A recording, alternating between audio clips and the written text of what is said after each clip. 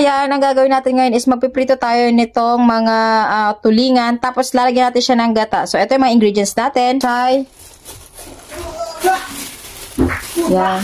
Sili, tsaka gata. So, balikan ko kayo pag na-slice ko na to. Let's go! Ayan, habang paniprito natin to, mag-prepare na tayo ng ating ingredients. So, ayan, ready ng ating ingredients. Meron tayong sili, kamatis, bawang, sibuyas. Tapos, yung pinirito natin na tulingan. Ito yung ating gata. Unang gata. Tapos, ito ang ating pechay. So, dalawa yung gata ko kasi ito yung una. Tapos, ayun yung pangalawa, yung panghuli natin yan. So, let's go, let's cook!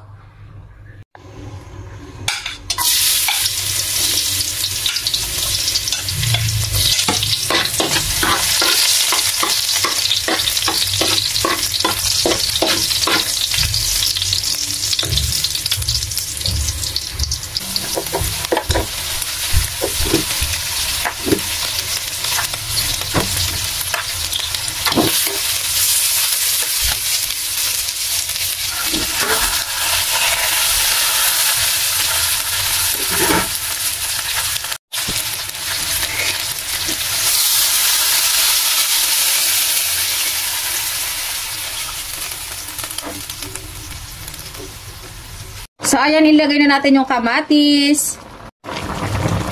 So, ilagay na din natin yung pechay. Ayan. Para maluto na siya. Kasi luto na yung isda natin, ilalagay na natin yung pechay.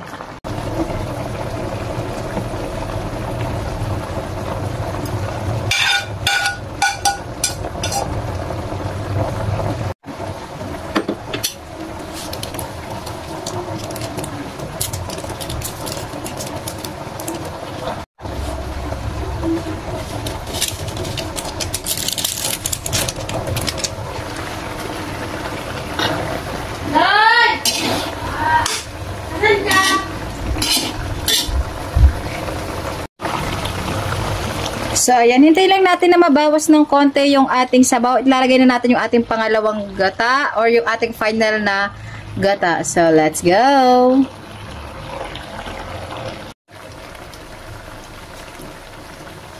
So, ayan, dinagdagan ko siya ng konting asin kasi medyo matabang yung aking panglasa.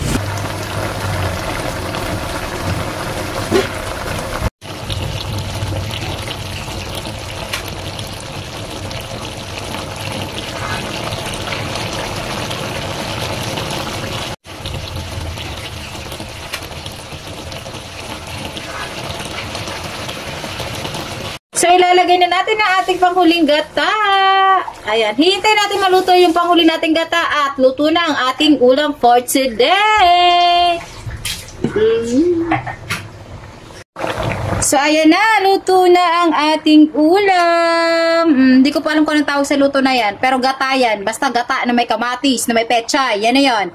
Happy eating, everyone! Bye!